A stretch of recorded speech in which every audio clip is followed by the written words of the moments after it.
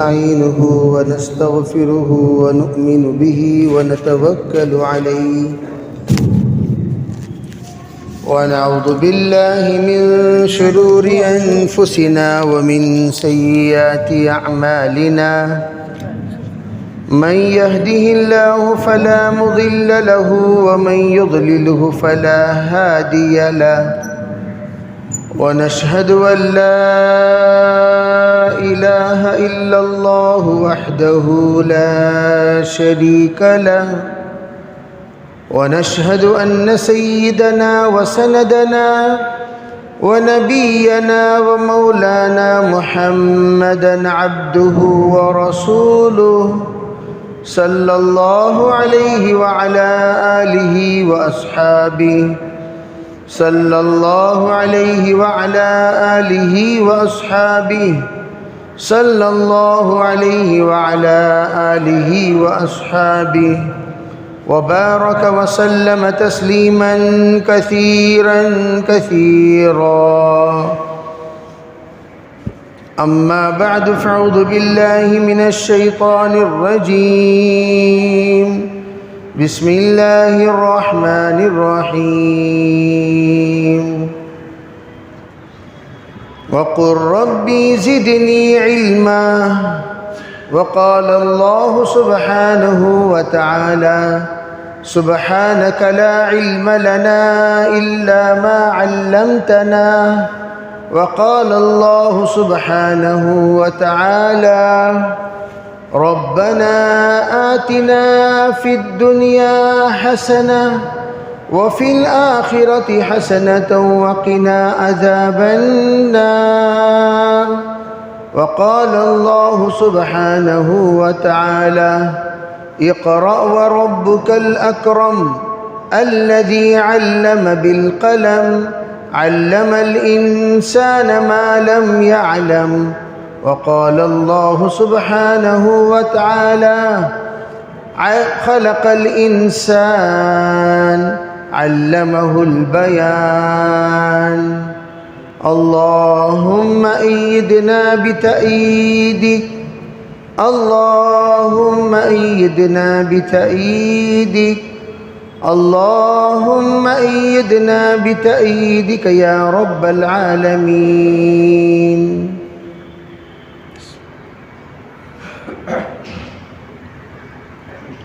محترم معزز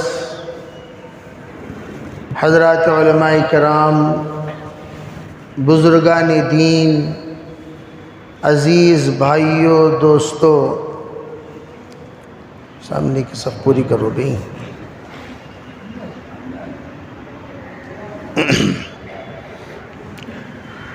اللہ جل جلالہ امن والہ نے دنیا میں جب مخلوقات کو پیدا کیا،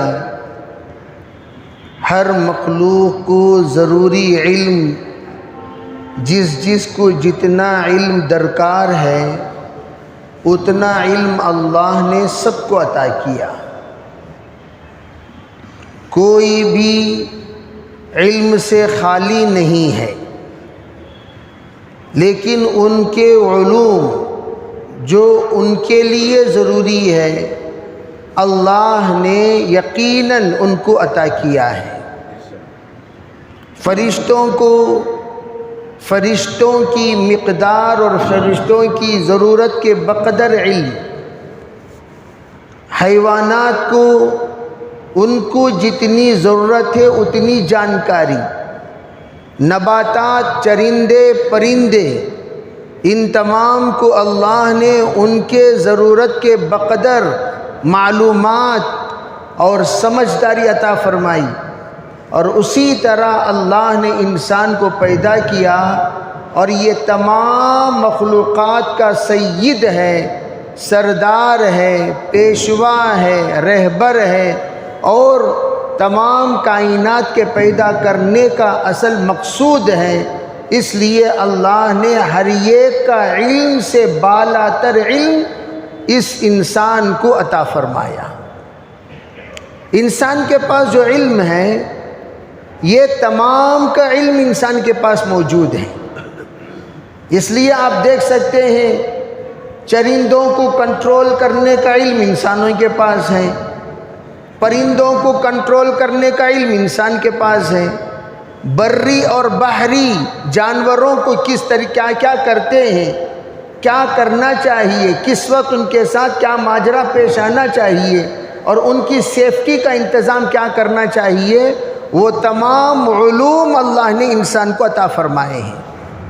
انسان یہ نادان نہیں ہے، علوم کا ایک خزانہ انسان کے پاس اللہ نے اتنا عطا کیا، اتنا عطا کیا، اتنا عطا کیا۔ زمین کی کس مٹی کی کیا طاقت ہے، زمین کی کس مٹی کی کیا تاثیر ہے، کون سی زمین کس چیز کو اگانے کی قوت رکھتی ہے، کس زمین میں کیا چیز زیادہ اگ سکتی ہے اور کس کی فصل کتنے مہینوں میں ہوگی اور کتنے مہینوں میں نہیں ہوگی، اور فصل کے اعتبار سے 3 ماہی فصل کون سے، 6 ماہی فصل کون سے، 4 ماہی فصل کون سے، سالانہ فصل کون سے، 2 سالہ کون سے، 3 سالہ کون سے، 5 سالہ کون سے، یہ سب انسان جانتا ہے۔ اور اس سے بڑھ کر اللہ رب العزت نے وہ علم بھی عطا فرمایا، اتنی محنت کرنے کے بعد اللہ انسان کو وہ قوت، وہ طاقت بھی عطا فرما دی، وہ صلاحیت بھی عطا فرما دی کہ اللہ رب العزت یہ جانکاری بھی عطا کی کہ زمین کے کس کس کونے میں کیسے کیسے پتھر ملتے ہیں اور ان پتھروں کی قیمت کیا ہے، حیثیت کیا ہے، قوت کیا ہے۔ چنانچہ آپ دیکھیے کائنات میں تمام چیزوں سے فائدہ اٹھانے والا انسان ہے۔ کوئی بھی جانور اپنے حدود کے اندر ہی رہے گا، لامحدود نہیں، لیکن انسان کی صلاحیت اللہ نے لامحدود صلاحیت بنائی۔ گرنے والوں کو تھامنے والا انسان نے اپنے ذہن سے بنا دیا۔ وَخَلَقَ مِن بَعْدِهِمْ، اللہ رب العزت فرماتے ہیں وَنَخْلُقُ مَا لَا تَعْلَمُونَ، ہم انسان کے دماغ میں ایسی باتیں پیدا کرتے رہیں گے، کرتے رہیں گے، کرتے رہیں گے کہ تم قیامت تک دیکھو گے کہ ہر مرتبہ عجیب عجیب نئی نئی چیز ایجاد ہوتی رہے گی، وجود میں آتا رہے گا۔ یہ کون وجود میں لا رہا ہے، کس طرح وجود میں آ رہا ہے؟ کیا اللہ رب العزت اس وقت جو انسان کے دماغ کو اللہ نے کھولا ہے، کیا پچھلے زمانے میں اللہ نے کھولا نہیں؟ اس زمانے میں جتنی ضرورت تھی اتنا اللہ تعالیٰ کھولتے ہیں۔ وَمَا نُنَزِّلُهُ إِلَّا بِقَدْرٍ مَعْلُومٍ، کلام اللہ میں اللہ نے اس چیز کی وضاحت فرما دی، ہم جو بھی چیز اتارتے ہیں وہ مقدار متعین کے برابر اتارتے ہیں۔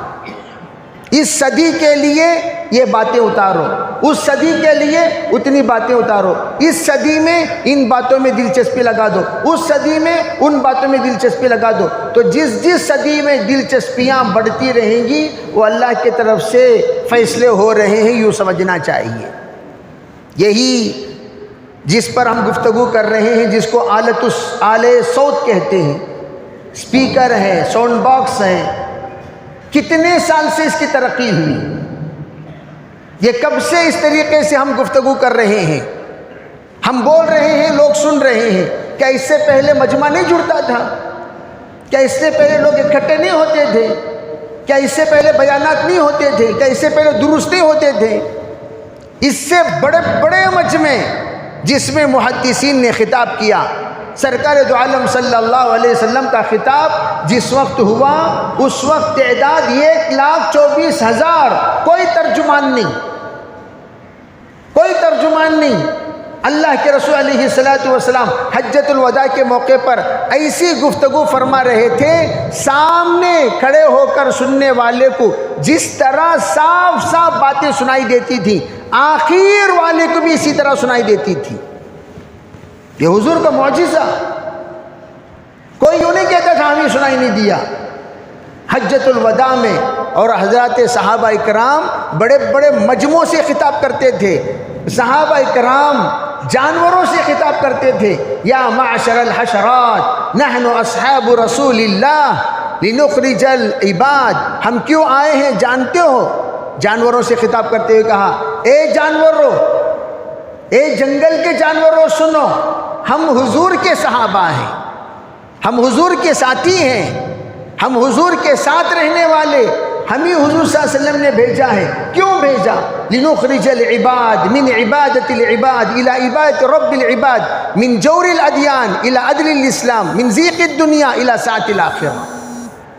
صحابہ بیان فرما رہے ہیں، اور وہ بیان میں کوئی بھی درمیان میں ترجمہ کرنے والا نہیں ہے، کوئی ترجمہ کرنے والا نہیں، بیان ہو رہا ہے، اور جانور سمجھ رہے ہیں۔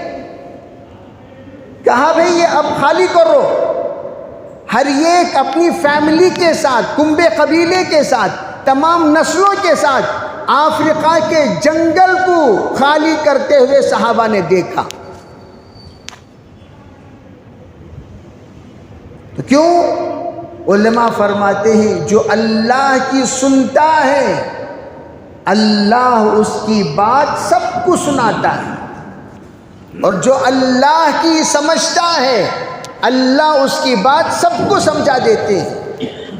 تو اللہ جل جلالہ امن والہ صحابہ اکرام کو وہ علم عطا فرمایا، صحابہ اس علوم کے ذریعے سے سب کو سمجھایا کرتے تھے، سب کو سنایا کرتے تھے، صرف عربی کے علاوہ کوئی اور زبان نہیں جانتے تھے، لیکن پورے علاقے کے کونے کونے سے لوگ اسلام قبول فرما کر آ جاتے تھے۔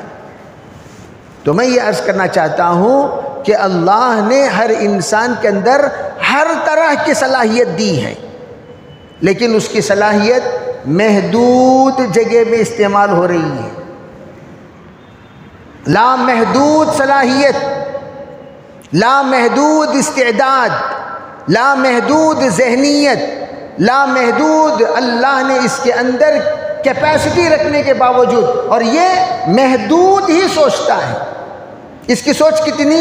بالکل محدود، گھر سے دکان، دکان سے گھر، گھر سے دکان، دکان سے گھر، اور یہ کہیں نہیں جاتا، دکان اور مکان کے درمیان گول گھومتا رہتا ہے، اور اس کے گشت اور اس کی گردش، اس کی زندگی کا سرکل ٹریانگل بن گیا، ٹریانگل، روٹی، کپڑا اور مکان، ٹریانگل بن گیا، زندگی کے ہیں 3 نشان، ٹریانگل بن گیا، ادھر جائے گا، ادھر آئے گا، ادھر آئے گا، یہاں سے دکان، دکان سے مکان، مکان سے مسجد، مسجد سے دکان، دکان سے مکان، مکان سے مسجد، اسی طریقے سے ٹریانگل میں گھومتا رہے گا، آگے کوئی سفر نہیں ہوتا۔ حضرت صحابہ کرام اپنے علم کو بڑھانے کے لیے دور دور اسفار کرتے تھے۔ حضرت عمر رضی اللہ تعالیٰ عنہ کا دور، حضرت عمر کے پاس، حضرت عمر کا قافلہ چل رہا تھا کرمان کی طرف، کرمان کی طرف۔ آج بھی کرمان میں سرکل میں حضرت عمر کی بنائی ہوئی مسجد موجود ہے، ہم لوگ وہاں حاضر ہوئے تھے۔ مسجد فاطمہ اس کا نام، پہلے تھا مسجد عمر، لیکن شیعوں نے اس کا نام مسجد فاطمہ بنا دیا۔ وہ مسجد حضرت عمر کی بنائی ہوئی مسجد رضی اللہ تعالیٰ عنہ۔ حضرت عمر رضی اللہ تعالیٰ عنہ جب کرمان جا رہے تھے، قافلہ جا رہا تھا لشکر کے ساتھ، تو اس وقت میں ایک بوڑھے میاں آئے، عمر رسیدہ انسان، اور آنے کے بعد سلام کیا، تو آپ نے سلام کا جواب دیا، پوچھا بھی کہاں سے آ رہے ہو؟ کہا میں یمن سے آ رہا ہوں۔ کیسا آنا ہوا بڑے میاں؟ کہنے لگے میں آیا ہوں اتحیات سیکھنے کے لیے، یمن سے آیا ہوں صرف اتحیات سیکھنے کے لیے۔ تو حضرت صدیق اکبر رضی اللہ تعالی عنہ کو جناب رسول اللہ صلی اللہ علیہ وسلم نے جو اتحیات سکھائی، بخاری جس کو نقل کرتے ہیں، وہ کون؟ وہ اتحیات للہ والصلوات والطیبات، جو ہم اتحیات پڑھتے ہیں وہ اتحیات، اور وہ دعائیں معصورہ جو ہم پڑھتے ہیں، اللہم انی ظلمت نفسی ظلما کثیرا، یہ دعا حضرت عمر حضرت ابو بکر کو اللہ کے رسول علیہ الصلوۃ والسلام نے سکھائی، اور یہ دعا بخاری نقل فرمائی، اللہم انی ظلمت نفسی ظلما کثیرا لا یغفر الذنوب الا انت، جو ہم پڑھتے ہیں، فاغفر لی مغفرۃ من عندک وارحم۔ تو یہ جو دعا حضرت نبی علیہ السلام نے براہ راست صدیق اکبر کو سکھائی، تو وہ دعا حضرت عمر نے سکھایا۔ سکھانے کے بعد حضرت عمر رضی اللہ تعالی عنہ سکھا کر ابھی ختم ہوئے، وہ اونٹنی پر سوار ہوئے، سوار ہو کر 4 قدم اونٹنی آگے بڑھی اور ادھر زمین پوخل زمین تھی، زمین کے اندر اونٹنی کے پیر چلے گئے، اوپر سے بڑے میاں نیچے گرے، گردن ٹوٹی اور ان کا وہیں پر انتقال ہو گیا۔ حضرت عمر رضی اللہ تعالیٰ عنہ دوڑتے ہوئے گئے، اٹھایا ان کو، اپنے گود میں لٹایا، اور آخری وقت تھا ان کا، اور اسی وقت تھوڑی دیر کے بعد ان کا انتقال ہو گیا۔ بڑے میاں تھے، عمر رسیدہ تھے، اونٹنی پر سے گرے تو پھر بہت بڑا حادثہ ہوا۔ تو حضرت عمر رضی اللہ تعالیٰ عنہ نے اس وقت حدیث سنائی، من خرج لطلب العلم فهو فی سبیل اللہ حتی یرجع، جو اللہ کا علم حاصل کرنے کے لیے آئے، نبی کا علم حاصل کرنے کے لیے آئے، شریعت کا علم حاصل کرنے کے لیے آئے، اور وہ جب جو سفر طے کرتے ہوئے منزل تک پہنچ رہا ہے اور پہنچنے کے بعد اپنے گھر علم سیکھ کر واپس لوٹ رہا ہے، یہ پورا راستہ آنا جانا اللہ کا راستہ ہے، جب تک کہ وہ گھر نہ پہنچے تو ان کا انتقال اللہ کے راستے میں انتقال ہوا۔ ان کا جو انتقال ہوا وہ اللہ کے راستے میں ہوا، یہ بتایا حضرت عمر رضی اللہ تعالیٰ عنہ نے۔ کیوں؟ اتحیات سیکھنے کے لیے انہوں نے سفر کیا۔ اب سوال پیدا ہوتا ہے، بھئی اتنے سیکھنے کے لیے اتنا لمبا سفر؟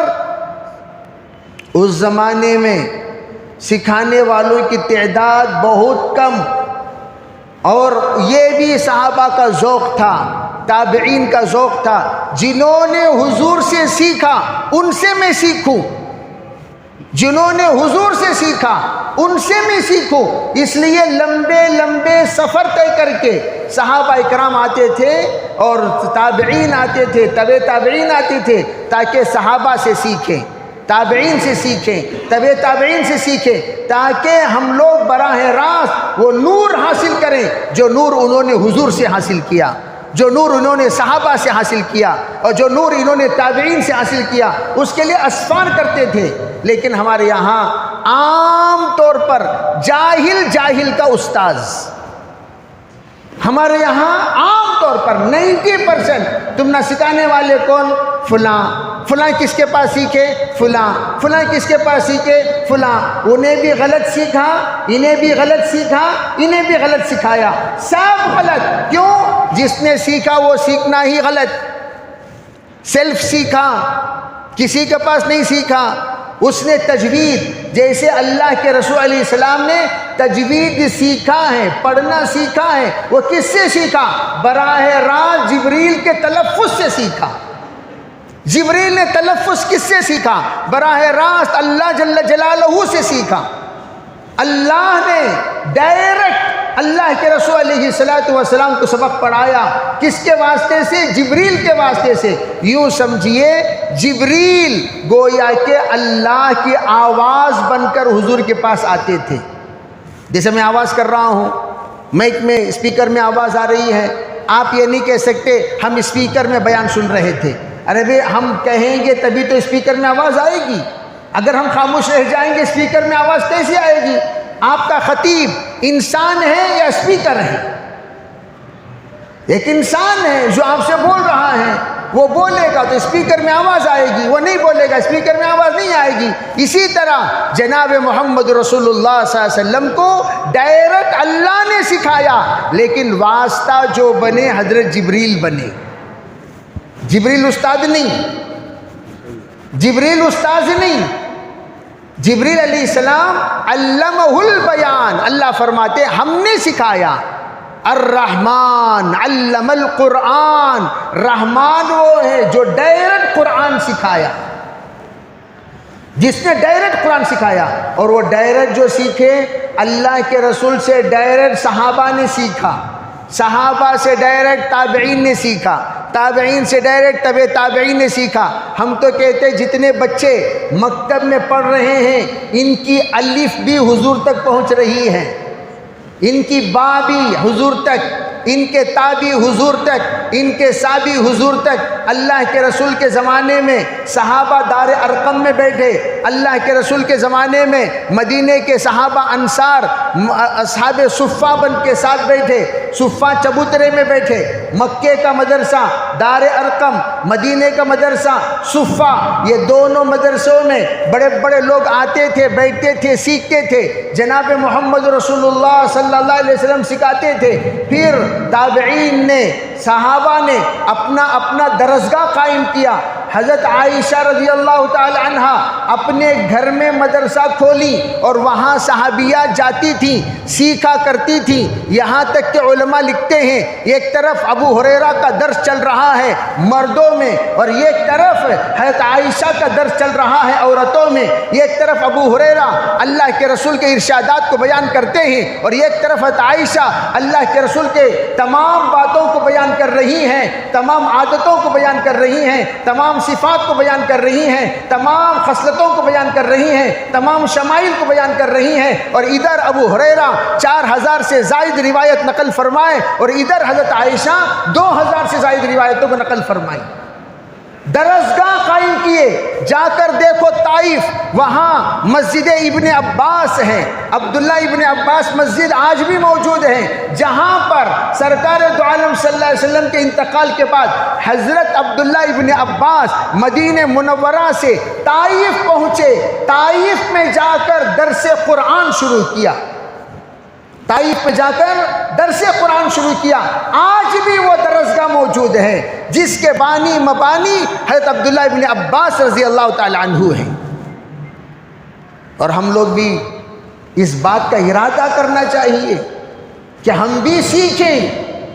آج یوم التعلیم مسلم پرسنل لا کے طرف سے مناتے ہیں، کیوں؟ تاکہ تعلیمی بیداری سب کے اندر بیدار ہو۔ تعلیم کی ضرورت اس کو ہے، اس کو نہیں ہے، اس کو ہے، اس کو نہیں ہے، اس کو ہے، اس کو نہیں ہے، نہیں، سب کو ہے، ہر فرد کو ہے۔ جو بھی کھانے کے لیے بیٹھ رہا ہے اس سے پوچھا جائے گا، بتا بھائی کھانے میں حلال کیا ہے، حرام کیا ہے، کیا کھانا چاہیے، کیا نہیں کھانا چاہیے، کیسا کھانا چاہیے، کیسا نہیں کھانا چاہیے، کہاں سے کھانا چاہیے، کہاں سے نہیں کھانا چاہیے، کھانے کا طریقہ کیا، کیا بچھانا چاہیے، کیا نہیں بچھانا چاہیے، یہ سب چیزیں سیکھنے کی ہیں۔ آج بھی ہمارے گھروں میں دسترخوان موجود ہے، شکر کر والا دسترخوان، کیسا؟ رزق اپنا کھاتا ہے تیرے دسترخوان پر، تو اس میں شکر کر خالق کا، تو خالق کا لفظ موجود ہے جو اللہ کا نام ہے۔ سب لوگ جانتے ہیں اپنے اپنے گھروں میں لال دسترخوان جس میں شعر لکھا ہوا ہوگا، اور سب لوگ بڑے محبت سے دسترخوان لے جاتے ہیں۔ علماء جب آتے ہیں یا کوئی دیندار آتے ہیں وہ دسترخوان بچھاتے ہیں، یہ سمجھانے کے لیے ہمارے یہاں بھی دیندار سفرہ موجود ہے۔ علماء کہتے ہیں وہ دسترخوان جس میں شعر لکھا ہوا ہے وہ دسترخوان بچھانا اللہ کی گستاخی ہے۔ کیوں بھائی؟ اس دسترخوان کو آپ نے بچھایا، سب لوگ بیٹھے کھائے، ہڈی چبا چبا کر ڈال رہے ہیں، کہاں؟ اس شعر پر جہاں پر خالق کا نام موجود ہے۔ اللہ کا نام نہیں ہے خالق، اور تم خالق پر پنڈو ڈال رہے ہو، ختمی ڈال رہے ہو، ہڈیاں ڈال رہے ہو اور کانٹے پھینک رہے ہو، خالق پر ڈال رہے ہو۔ اور یہ جو خالق لکھا ہوا ہے اس کا ادب کرنا آپ کو ایسا ہی ضروری ہے جیسے اللہ کا نام کا ادب کیا جاتا ہے۔ اللہ کا نام کا ادب کرتے کہ نہیں کرتے؟ اسی طرح خالق کا بھی، اس لیے کہ خالق تو اللہ ہے۔ میں اللہ کے نام کی تو بڑا ادب کروں گا، اور لیکن خالق کی بے ادبی کروں گا، یہ بے ادبی، یہ گستاخی شریعت برداشت نہیں کرتی۔ یہ الگ چیز ہے، آپ کہو کہ فلاں مولانا آئے ہمارے دسترخوان پر بیٹھے، انہوں نے کچھ نہیں کہا، فلاں صاحب آئے ہمارے دسترخوان بیٹھے، انہوں نے کچھ نہیں کہا۔ سب کچھ ہر جگہ پر دماغ کا دوڑنا کوئی ضروری نہیں۔ بعض لوگ بہت لحاظ رکھتے ہیں میزبان کا، آڑے ٹیڑے چیزیں دیکھنے کے باوجود میزبان سے کچھ نہیں کہتے. کیوں؟ یہ بیچارہ بڑا آدمی ہے, کہہ دیں گے تو کیا سمجھے گا, کیا بولے گا. لیکن بعض ہوتے ہیں جو یہ تمام چیزوں کو نہیں سمجھتے, اللہ کیا سمجھے گا یہ زیادہ سمجھتے ہیں. اگر میں یہاں خاموش ہو جاؤں تو اللہ کیا کہے گا. ایک دسترخوان ایسا بچھا گیا جس میں ماشاءاللہ آدھے ہندوستان کے پیر صاحب بھی تھے, آدھے ہندوستان کے پیر صاحب بھی تھے, اور ایک اچھے مقرر صاحب بھی تھے, 6-7 علماء کرام بھی تھے, اور ہم بھی تھے. ہم نے کہا بیٹھتے ہیں, ہم آئے تاخیر سے کھانا شروع ہو گیا تھا. ہم نے کہا بھائی صاحب میزبان کون ہے؟ یہ فرمایا بھائی بڑا مہربانی یہ دسترخوان ہٹا کر دوسرا دسترخوان آپ بچھائیں. میں نے پھر کیوں کیا قصہ وضاحت کی. تو ہر ایک نے میرا شکریہ ادا کیا علماء کرام میں, بھئی ہم بھی بہت گراں گزر رہا تھا ہم پر, کیسے کہیں, اچھا ہوا کہ آپ نے کہہ دیا. تو یہ لحاظ نہیں, کھانا کھا رہے ہیں تو ایسے موقع پر علماء نے فرمایا ٹیک لگا کر کھانا نہ کھایا کریں. ٹیک لگا کر کھانا متکبرین کی علامت ہے. کھانے کا علم, کھانا کھا رہے ہیں تو اس وقت میں ایسا ڈھنگ اختیار نہ کریں جس سے سامنے والے کو گھن محسوس ہو. کچی پچی ٹچی پچ آپ چبا رہے ہیں, آپ کے چباتے وقت پورے ارد گرد لوگوں کو ایسی کراہت محسوس ہو رہی ہے, ارے بھئی یہ انسان کیسا کھا رہا ہے. کھاتے وقت ایسے حرکتیں, ایسے اس کی زبان سے آواز, اس کے منہ سے آواز نکل رہی ہے, اس آواز کے ذریعے سے لوگوں کو گرانی محسوس ہو رہی ہے. اس آواز کو ختم کرنا چاہیے. سائلنٹ کھاؤ, سائلنٹ, اس میں آواز نہ ہو. آپ کھانا کھا رہے ہیں تو کھاتے وقت اپنے طرف سے یا اکراش سم اللہ کل مما یلی, اکراش اللہ کا نام لو, اپنے پاس سے کھایا کرو. کھانے کا علم, سونے کا علم, کیسا سونا, ادب کیا ہے, آداب نیند کیا ہے, آداب بستر کیا ہے. سوتے وقت کیا وہی لباس پہن کر جس پر میں نماز پڑھ رہا ہوں اسی لباس میں سو سکتا ہوں؟ صبح اٹھنے کے بعد کیا اسی لباس میں نماز پڑھ سکتا ہوں؟ نہیں, لباس بدل کر سویا کریں. سو کر اٹھتے ہی سب سے پہلے دونوں ہاتھ دھویا کریں. یہ عام طور پر 99% لوگوں کو نہیں پتا. ارے بھئی سو کر اٹھتے ہی کیا کرنا؟ دعا پڑھیں, الحمدللہ الذی احیانا بعدما اماتنا والیہ النشور, دعا پڑھیں, کلمہ طیبہ پڑھیں, لا الہ الا اللہ پڑھیں, محمد رسول. پھر آپ اپنے آنکھ کو اچھی طرح ملیں, یہ آداب میں سے ہیں تاکہ نیند کا خمار دور ہو جائے. آنکھ کو کیسے ملنا چاہیے؟ کہا یا تو اس طرف سے انگوٹھے کی طرف سے ایسا ملو, یا تو انگلی کے پیچھے کی طرف سے ایسا ملو. اس طریقے سے آپ کو مل کر اٹھنا چاہیے. ایسا نہیں, کیوں؟ یہ ہاتھ استعمال کرنے سے حضور نے منع فرمایا. این باتت یدہ, حضور نے کہا سو کر اٹھتے ہی فلیغسل 3 مرات, 3 مرتبہ یہ ہاتھ دھو دیا کریں. کب برتن میں ہاتھ داخل کرنے سے پہلے, برتن میں ہاتھ داخل کرنے سے پہلے 3 مرتبہ ان ہاتھوں کو دھو لے. یہ ہاتھ رات بھر کہاں تھے وہ اللہ جانے, وہ اللہ جانے یہ ہاتھ کہاں تھے. 3 مرتبہ دھویا کرو, یہ سنت ہے. پھر اس کے بعد آپ آگے کی کاروائی کرو. اب ہم برتن میں تو ہاتھ نہیں ڈالتے, نل کھولتے ہیں. تو علماء نے کیا فرمایا, نل کھولنے کے بعد ہاتھ دھو کر پانی پکڑ کر پھر نل دھو دیا کرو. یہ ڈسپلین ہے. ہاں ہمارے یہاں بیڈ کافی چمباروں کی طرح, چمبارنس کی جو طریقہ ہے, بیڈ کافی, بیڈ ٹی. سو کو اٹھے, منہ دھویا نہیں, بیڈ ٹی پی رہا ہے. یا حضور نے فرمایا ہاتھ دھو, وضو کرو. شیطان نماز سے پہلے 3 گھنٹیاں ڈالتا ہے.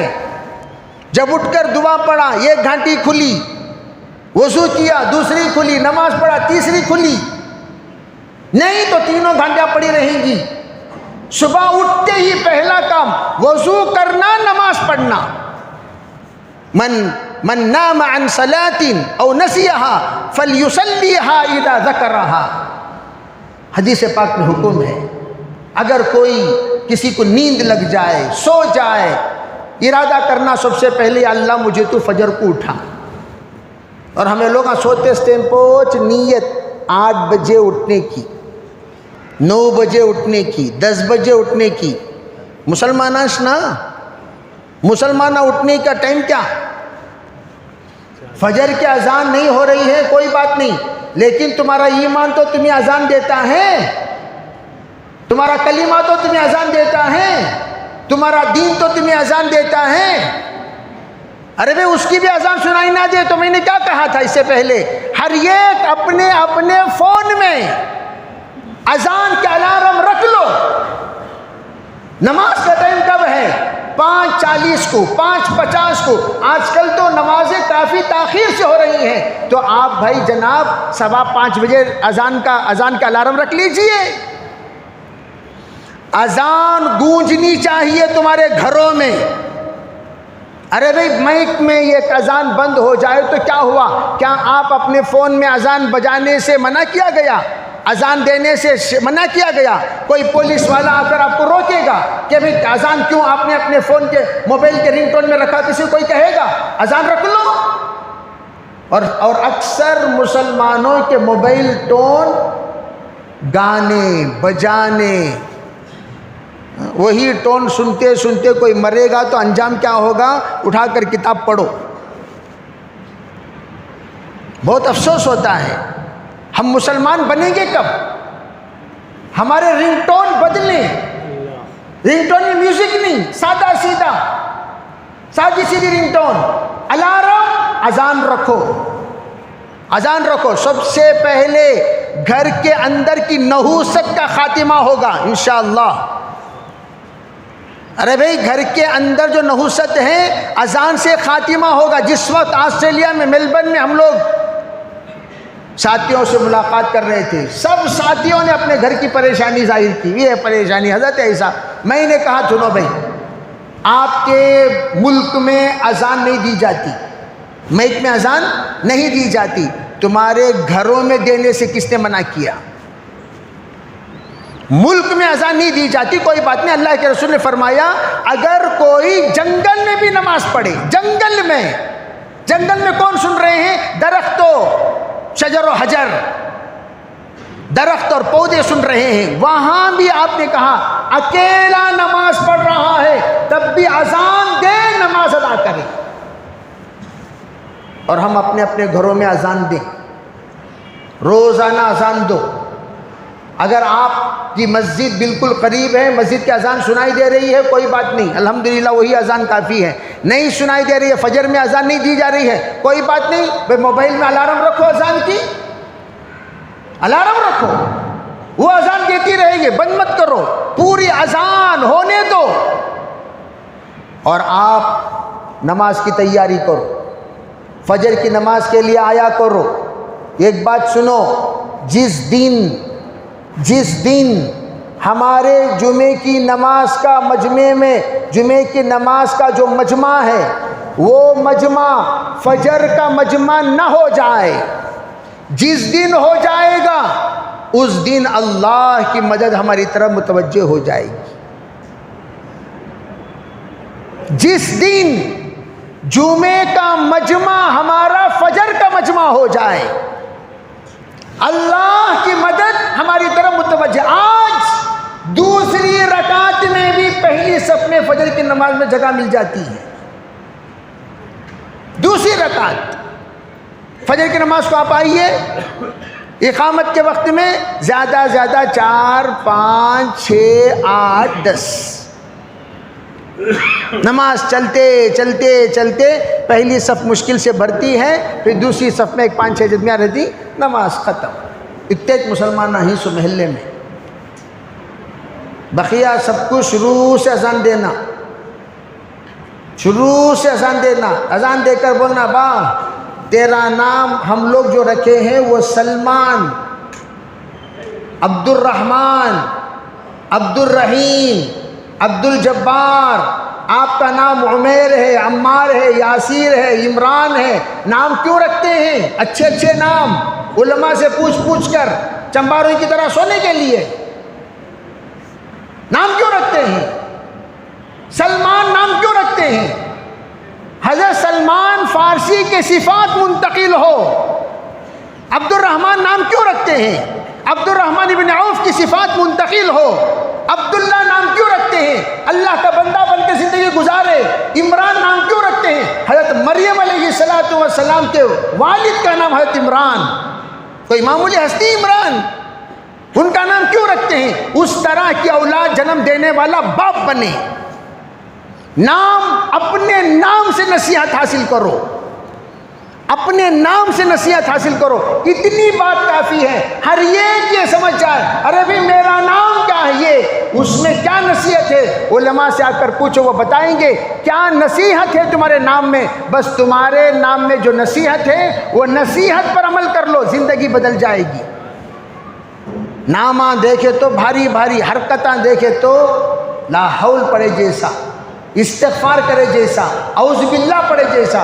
میرے بھائیو، اللہ کا واسطہ دے کر آپ سے کہنا چاہتا ہوں، اللہ کے واسطے زندگی کا ٹائم ٹیبل بدلو۔ یہ اچھی چیز نہیں ہے، یہ ہمیشہ ملحوظ زندگی یہ اچھی چیز نہیں۔ اکثر لوگ معاشی معاملے سے پریشان ہیں، اکثر لوگ معاشی معاملے سے پریشان ہیں۔ پوری دنیا کے کسی بھی اللہ والے کے پاس چلے جائیں، کوئی بھی اللہ والا آپ کا مسئلہ حل نہیں کر سکتا۔ پوری دنیا کے عاملوں کے پاس چلے جائیں، کوئی بھی عامل آپ کا مسئلہ حل نہیں کر سکتا جب تک کہ اللہ کا فیصلہ نہ ہو جائے۔ چلے جاؤ، بعض لوگوں کو عاملوں کا بڑا شوق، جاتی ان کے پیچھے پڑے رہتے ہیں ہمیشہ، عاملہ کے پیچھے۔ انہوں بھی، ان کے بیگمات بھی نمبرہ دیالتی سو کہتی بھی رہا تو بھی ذرا فون کر لے ماں ہمارے عامل سب کو۔ بچیاں بھی ان کے فون کرتی ہیں، بہویں بھی ان کی فون کرتی ہیں، عامل صاحب ایسا ہو گیا، عامل صاحب ایسا ہو گیا۔ نہیں ماں، یہ اچانک حملہ ہوا تھا رات کو، اچھا ہوا تمہیں ہمارے تعویذ لے لگ گئے سو جان بچ گئی تمہاری، انہیں بچا سکا۔ اور ادھر نماز پڑھے بغیر تم رہو گے تو سنو اچھی طرح، بے نمازی کے ساتھ جو مال کی نعمتیں اس کی طرف متوجہ ہو رہی ہیں، وہ مال نعمتیں نہیں، زحمتیں ہیں۔ سب سے پہلی بات، اللہ کا حق مار کر مال کماؤ گے، وہ مال تمہاری جان لیوا بن جائے گا۔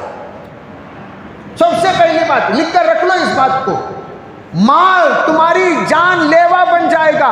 حضرت مولانا عمر صاحب رحمۃ اللہ علیہ فرمایا کرتے تھے، اللہ کا حق توڑ کر جو مال حاصل کیا جاتا ہے، حقوق اللہ چھوڑ کر جو مال حاصل کیا جاتا ہے، 4 مصیبتوں کو متوجہ کریں گی۔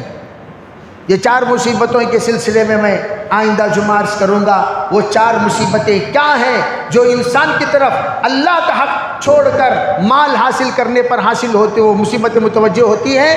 ایسی مصیبت اللہ تعالیٰ امت مسلمہ کی ان تمام مصیبتوں سے حفاظت فرمائے۔